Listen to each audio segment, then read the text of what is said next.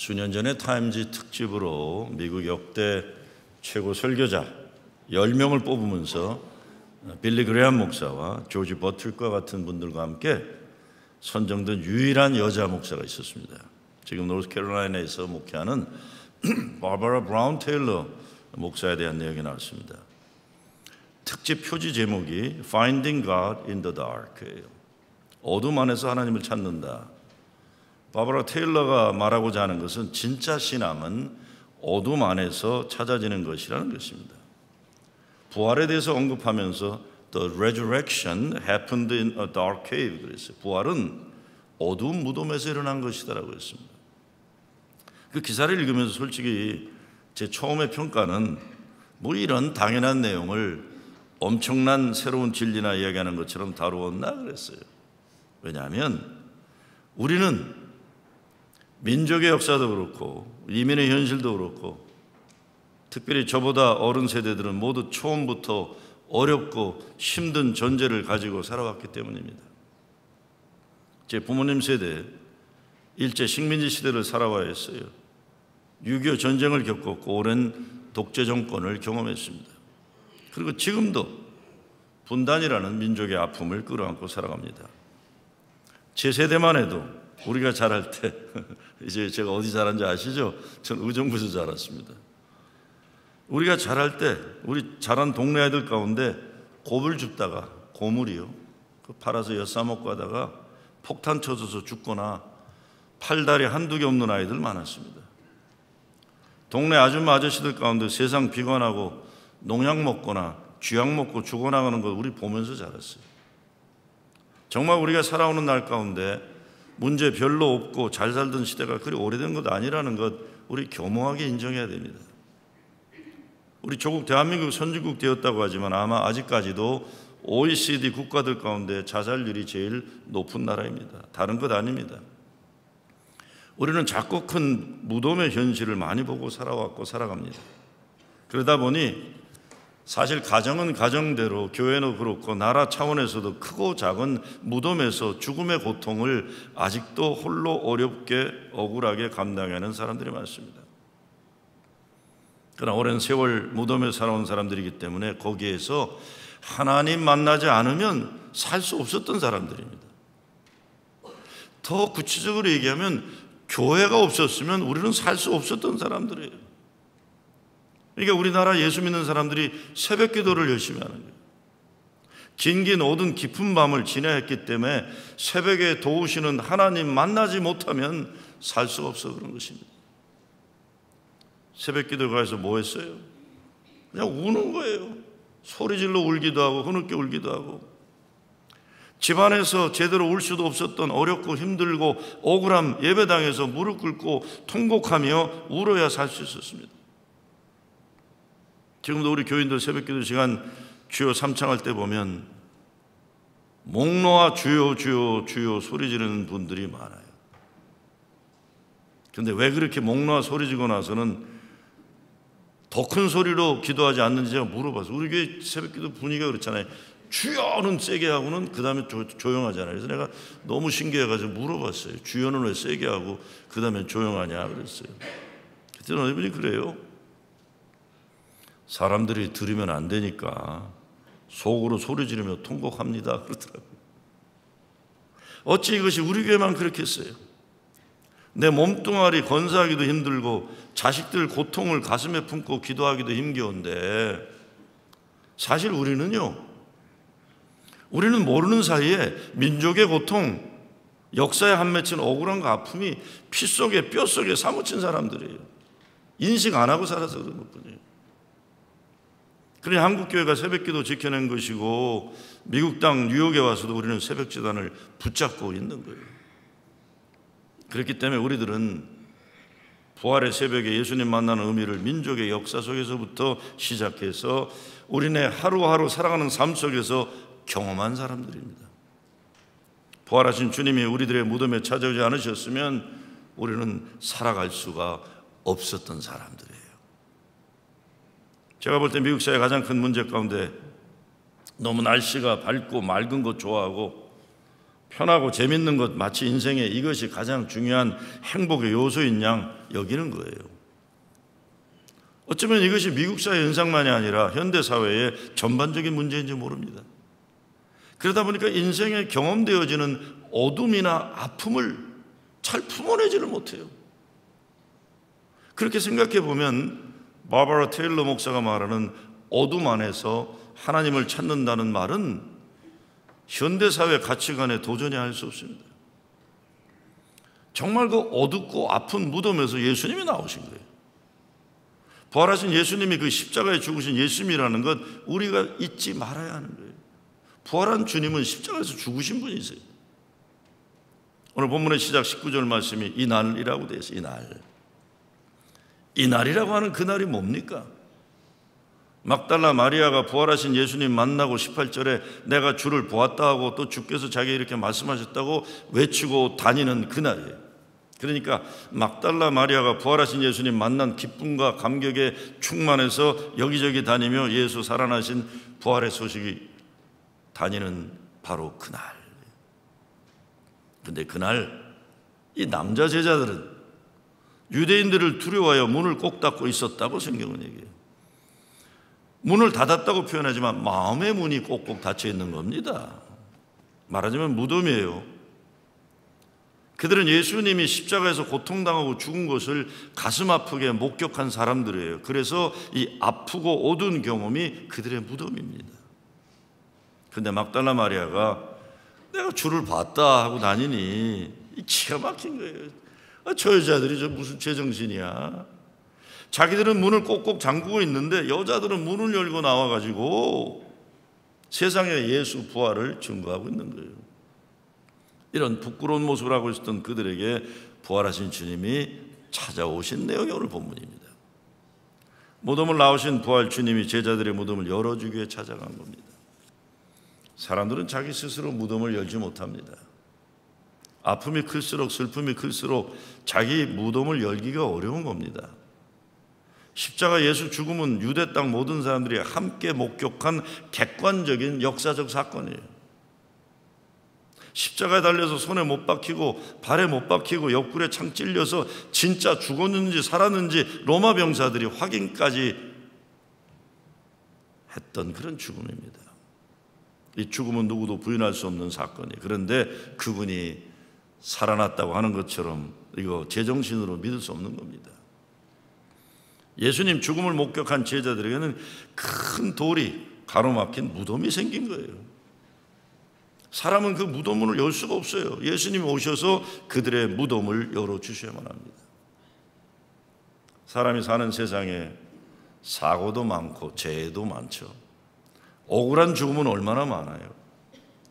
요즘 역사에 숨겨져 있었던 억울하고 가슴 아픈 국가가 자행한 살인 행위들이 천하에 드러나고 있어요.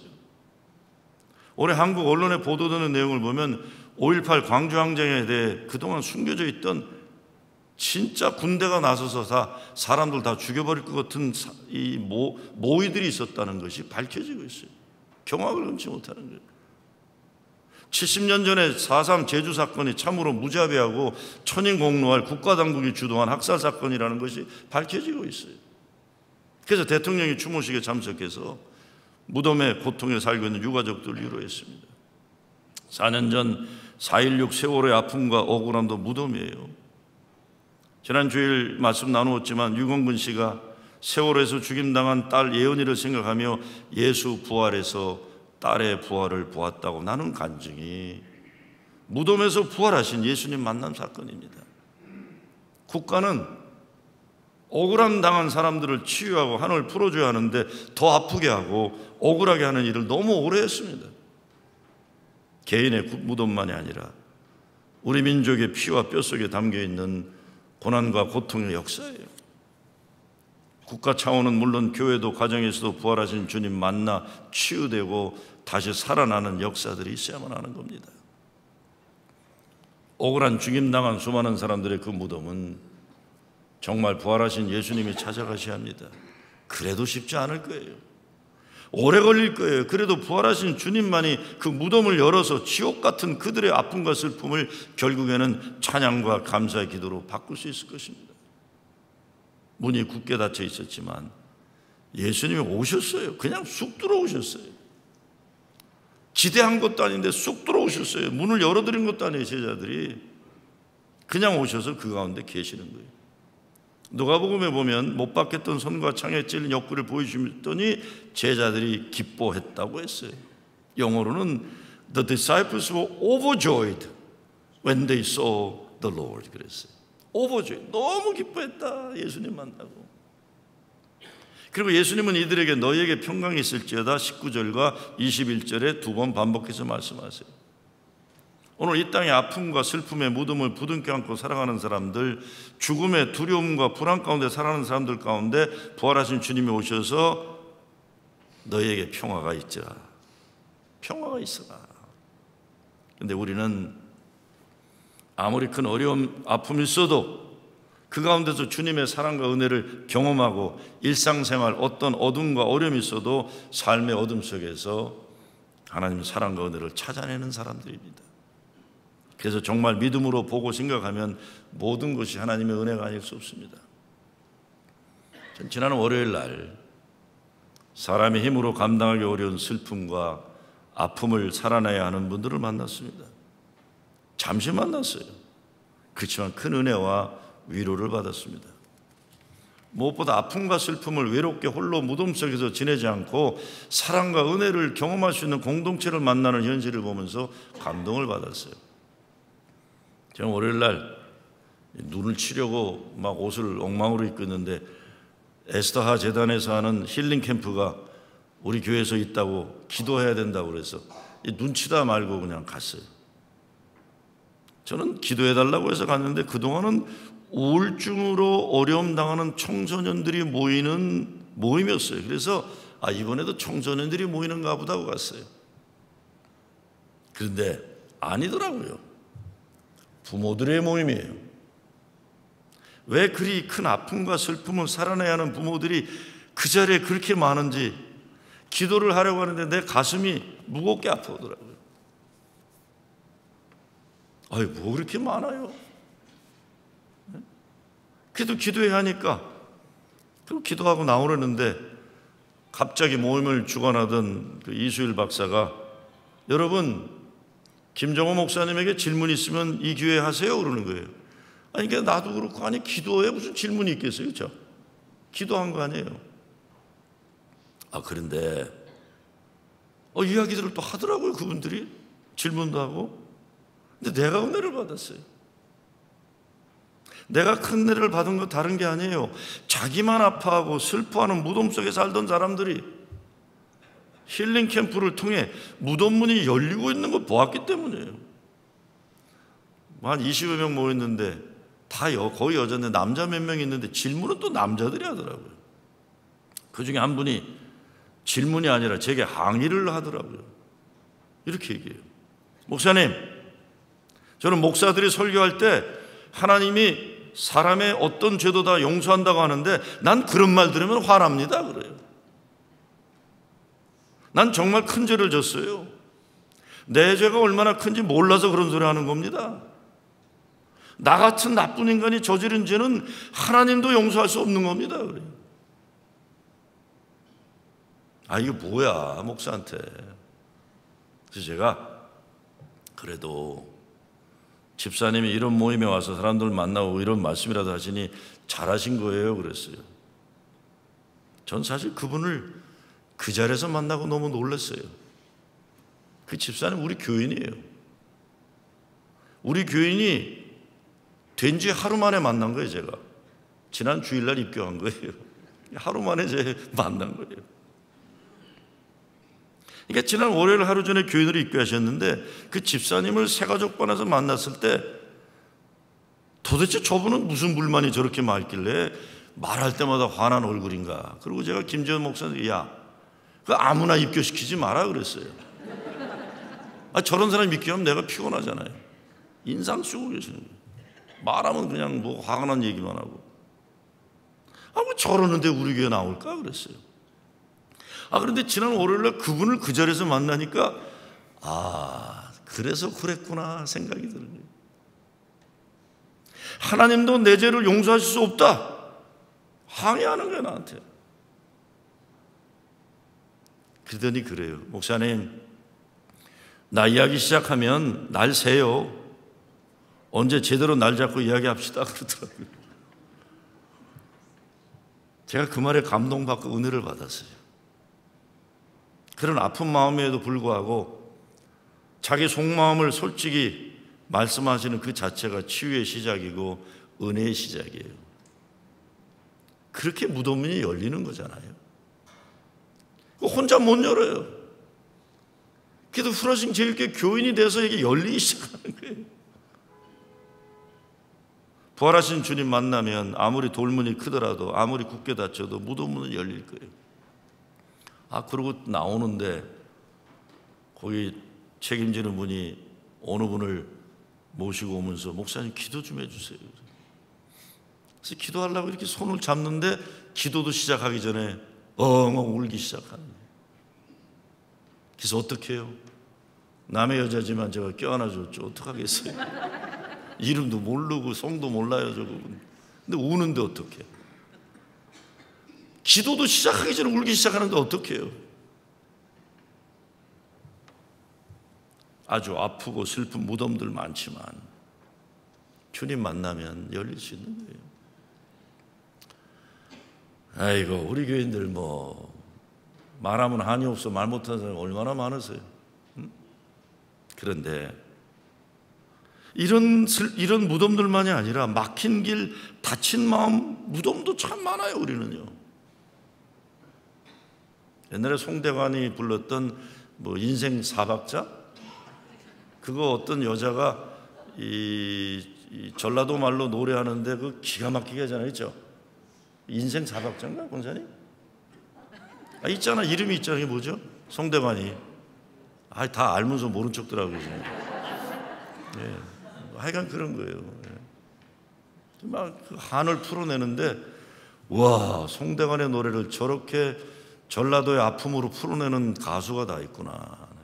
놀란 적이 있어요. 너무 많아요, 우리는요. 그런데 그것만이 아니라 길을 가로막은 장벽, 철조망, 한 동네 살면서도 한민족이면서도 사실은 가장 가까워야 하는 관계면서도 원수처럼 지내는 우리네 인생의 못나고 못된 실이 또 얼마나 많은지 몰라요. 이게 다 무덤이에요. 우리가 그러면 안 되는데 너무 갈라놓고 파괴하는 잘못된 생각과 선입감들, 전제들이 얼마나 많아요. 이번 달 말에 남북회담도 있고 북미회담도 있고 그렇다고 하는데 신문 보고 깜짝 놀랐어요. 남북회담에서 가장 중요한 내용이 끊어진 기찻길 연결하자는 거라고 하더라고요. 끊어진 기찻길. 얼마나 좋은 소식인지 몰라요. 정말 기찻길 연결되면요, 부산에서 기차 타고 평양을 지나 신의주, 압록강 건너 중국, 러시아, 중앙아시아, 유럽, 아프리카까지 갈 수가 있어요. 남과 북이 하루아침에 정치적, 경제적 통일을 이룬다거나 38선이 무너져서 2천만 북한 사람, 5천만 남한이 같이 올라가는 거, 저는 그런 통일 서둘러서 되어질 것 아니라고 봐요. 시간이 필요해요. 그러나 기찻길은 연결되면 되는 거예요. 원래 연결되어 있던 거 아니에요. 남도 북도 엄청 좋을 거예요. 대학생들이 배낭 메고 부산역 떠나 개성에서 달걀 사 먹고 평양 옥류관에서 냉면 먹고 신의주에서 군고모 사 먹고 압록강 건너는 다리에서 중국 가기 전에 사진 찍고 중국 들어가고 시베리아 벌판 달리고 프랑스 파리에서 미술관 구경하고 그럴 수 있는 것, 이렇게 저렇게 오가다 보면 사람은 모두 사람이구나, 우리는 모두 한 피나는 동족이구나, 그런 날이 오는 겁니다. 그러다 보면 이렇게 저렇게 만나 남쪽의 처녀와 북쪽의 총각이 만나 결혼도 할 수 있는 거고, 그러다 보면 쉽게 통일이 날이 오겠죠.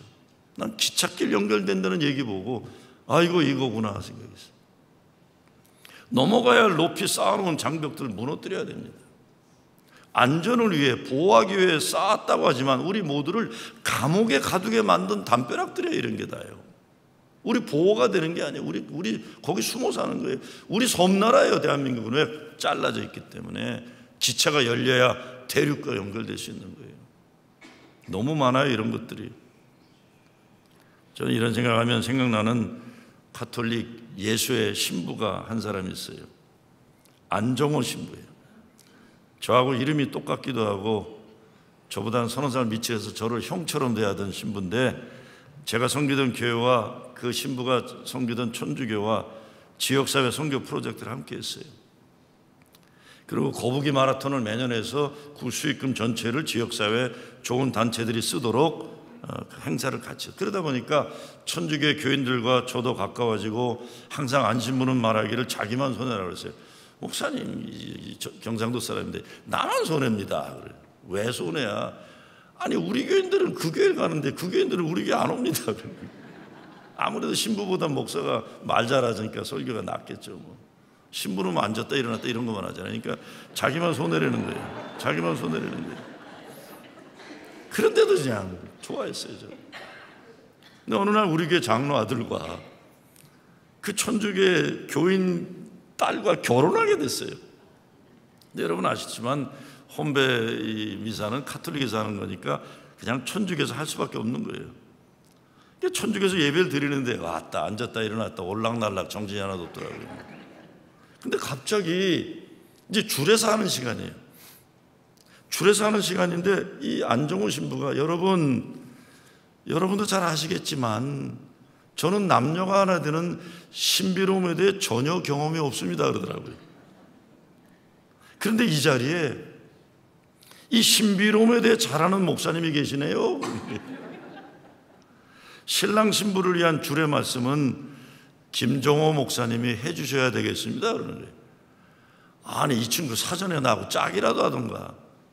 난 앉아가지고 이게 뭐야 갑자기 민망해가지고요.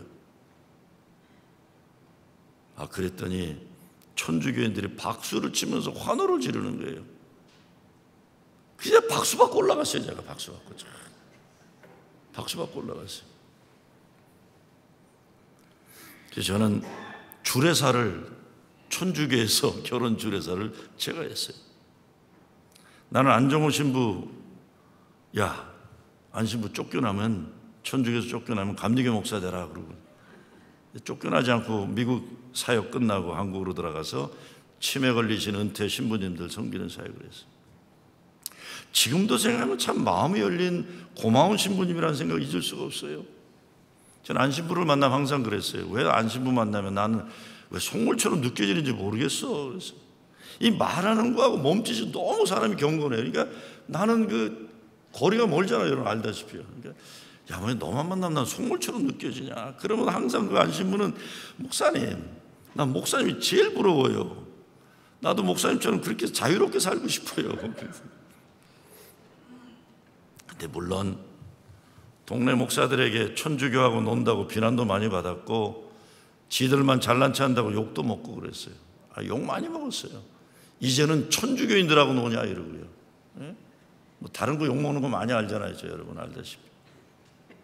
사실 그전에는 3.1절 한인의 행사 때 그날 행사 순서를 맡은 스님이 혼자 식사를 하길래 당시 제가 교회협의 회장이었는데 스님과 인사 나누고 밥 먹다가 또 그때도 비난받았어요. 천주교 신부하고 놀더니 이제 스님하고 논다고 또. 근데 저는요, 여러분 딴 데 가서 얘기하지 마세요. 신부들과 만난 마음이 편해요. 왠지 스님과 밥은 먹으면 쓸데없는 말이 없고 진지한 대화가 가능해요. 욕하는 사람들 이해는 하지만 저는 좋아요. 좋아. 교인들도 신부와 목사가 친하게 지내는 거 좋아해요. 좋아. 사실은 절대 다수는 괜히 아는 척하고 교리 갖고 따지는 사람, 설득력도 없는 교리 갖고 족쇄에 묶여있는 교인들 뭐 비판하고 그러지만 저는 이제 좀 그만들었으면 좋겠어요. 우리 스스로 만들어놓은 담들이 많아가지고 우리 스스로 족쇄에 묶여가지고 자유롭지 못해요. 무너져야 돼요. 그래야 생명과 사랑이 가능한 겁니다. 부활하신 주님이 우리 가운데 오셔요. 만나야죠. 19절 말씀에서 예수께서 우리 가운데 오사 서서, 영어로 Jesus came and stood among them 그랬어요. 다른 설명이 필요 없어요. 오셔서 그 자리에 그냥 있으셨다. 우리의 삶의 형편이 어떠해도 예수님이 내 곁에 서 계시면 괜찮은 거예요. 그러면 예수님 부활하셔서 다시 제자에게 사명 주시게 오셔서 또 가라사대 21절 너에게 평강이 있을지어다 아버지께서 나를 보내신 것 같이 나도 너희를 보내노라. 뭐예요? 너희들도 세상에 나가 사탄막에 영향권에 있는 사람들 구원해라. 이게 구원해라. 무덤에 있는 사람들 무덤문을 열어내라. 이게 너희들 사명이다. 이거예요. 교회가 무덤문 자꾸 만들고 사람들 돌로 가로막는 일 그만하고 그거 열어줘라. 잠겨있는 문이 현실이지만 주님이 오신 거예요. 오셔서 우리의 문을 열어주시고 우리로 하여금 무덤문을 열도록 명령하시는 거예요. 오늘 성경에서 한 줄로 너희 가운데 평화가 있으라 설명했지만 이것은 초대교회의 고백이에요.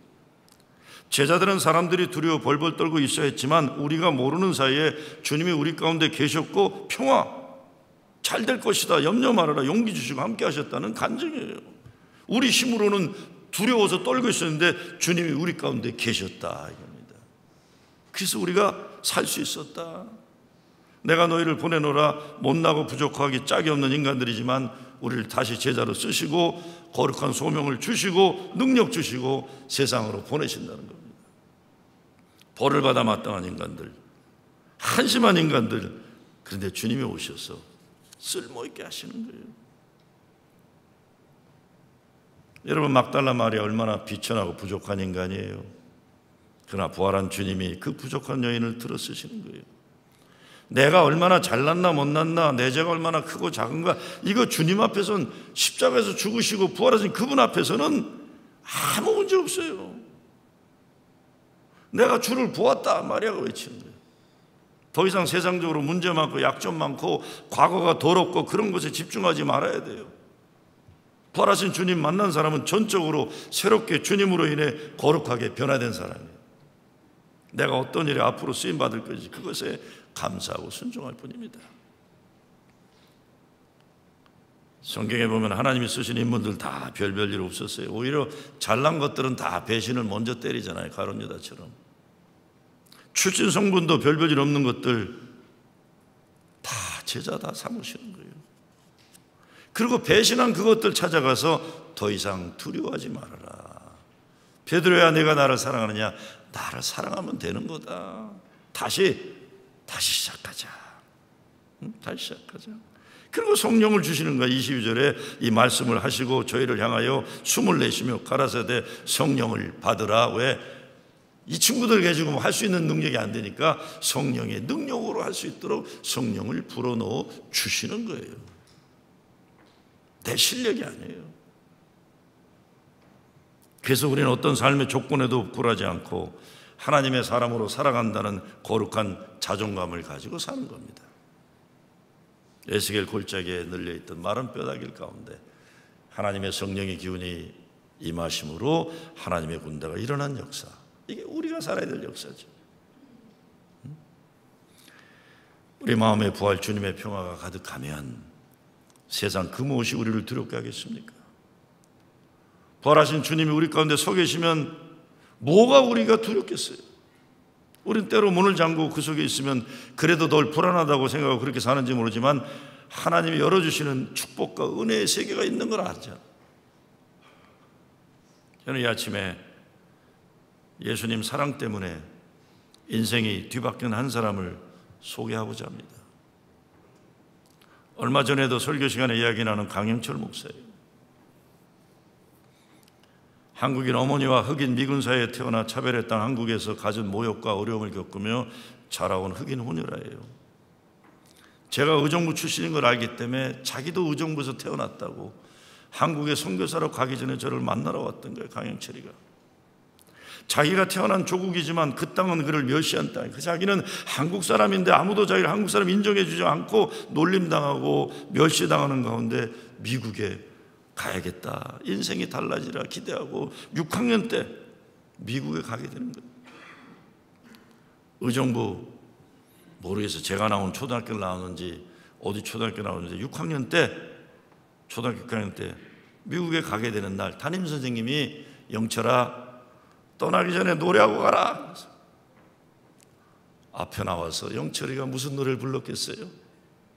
애국가를 부르는 거예요. 동해물과 백두산.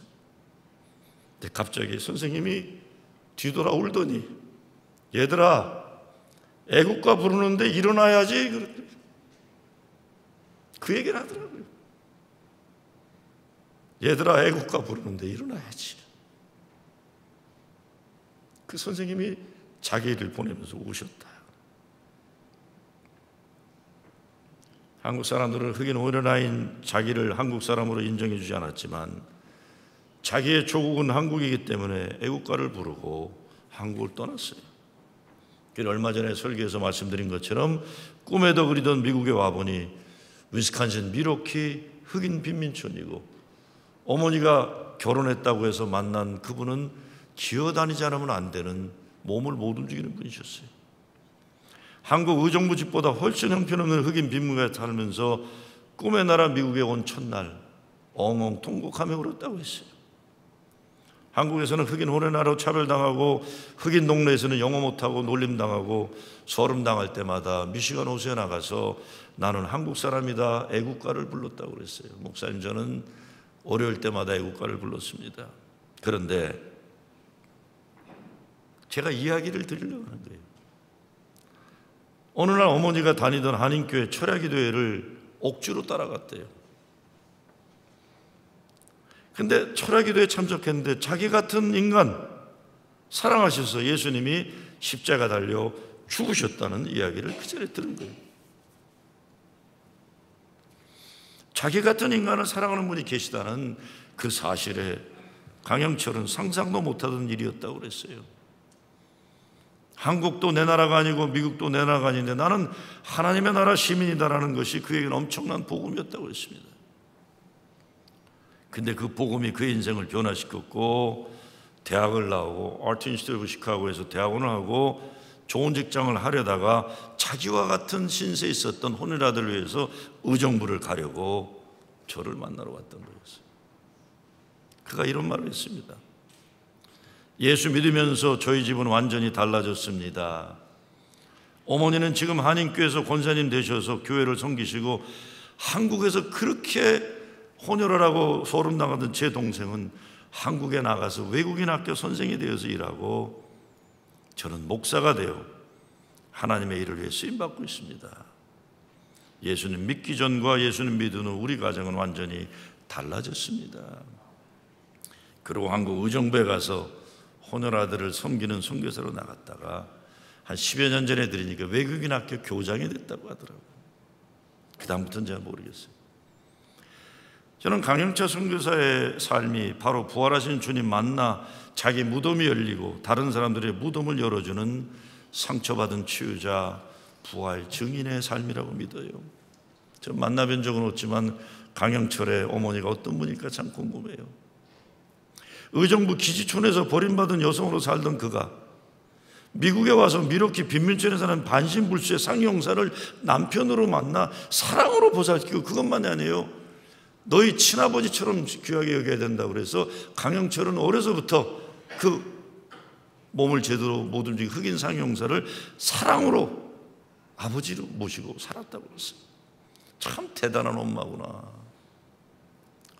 제가 미국 이름이 있냐고 물어봤어요. 외모는 완전히 흑인인 강영철 목사가 웃으면서, 목사님, 아니 어머니가 주어진 영철이라는 이름이 있는데 다른 이름이 왜 필요해요? 전 강영철입니다. 그러면서 웃어요. 여러분, 예수님 아니었으면 어떻게 그 인간이 살았겠어요? 부활하신 주님은 지금도 무덤에 갇힌 사람들을 찾아와 문을 열어주시는 겁니다. 부활 주님이 제자를 다시 만나시는 이 계절, 여러분의 인생의 두려움 때문에, 아픔 때문에 잠가놨던 문들이 열리고 여러분의 무덤이 활짝 열리길 주의 이름으로 축원합니다.